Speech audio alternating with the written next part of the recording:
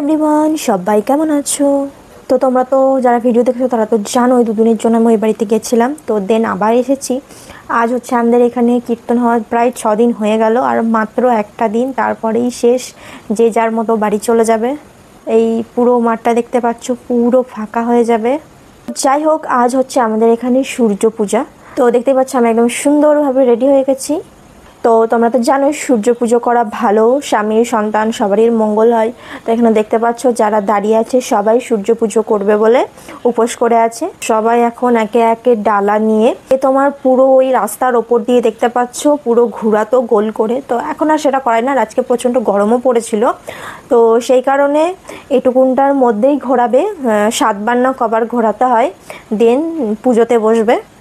আর সূর্য পুজো করতে করতেও কিন্তু সবাই খুব আনন্দ করে, কারণ ওরা গান করে, সবাই বেশ নাচে, নাচতে নাচতে পুজো করে, বেশ দেখতে ভালো লাগে, মজা হয়।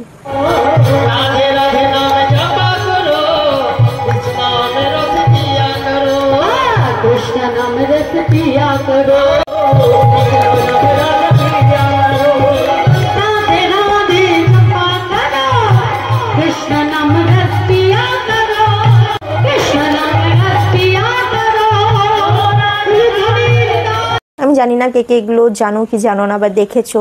সবার পাড়াতে তো আর এগুলো হয় না, আমাদের পাড়াতে হয় এখানে। তো এই সুন্দর একটা মুহূর্ত তোমাদের সঙ্গে শেয়ার করলাম।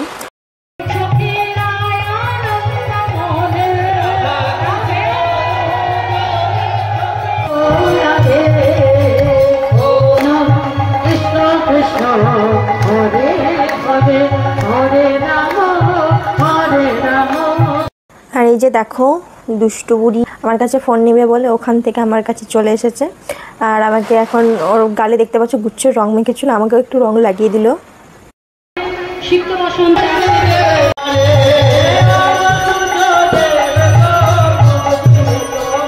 তো দেখতেই পাচ্ছ সূর্য পুজো শেষ এখন। তো সবাই বাতাসা ছেটাচ্ছে, তো আমি দূরে সরে গেছি কারণ যখন কখন ঝাত্তার গায়ে লেগে যায়।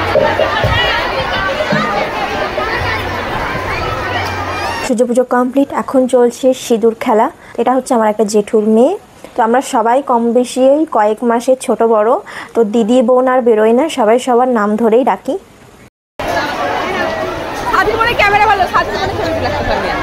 তো রাস্তাতে দেখতেই পাচ্ছ কি পরিমাণে ভিড়, মানে পুরো রাস্তা জাম্প হয়ে গেছে, মানে লোক চলাচল করতে পারছে না, মানে এতটা প্রচণ্ড পরিমাণে ভিড়। আর ভিড়ের মোট কারণ হচ্ছে সূর্য পুজো শেষ হওয়ার পর তোমার পায়েস ভোগ দেয়, তারপর এমনিতে সূর্য পুজো চলাকালীন শরবত দেয়। তো এবছর নতুন আর একটা ভোগ রেখেছে পোলাও। তো এখন আমরা দেখতেই পাচ্ছ পোলাও নিচ্ছি। তো এরপর আর কোনো ভিডিও করা হয়নি, প্রচণ্ড টায়ার্ড ছিলাম। তো চলো টাটা, বাই।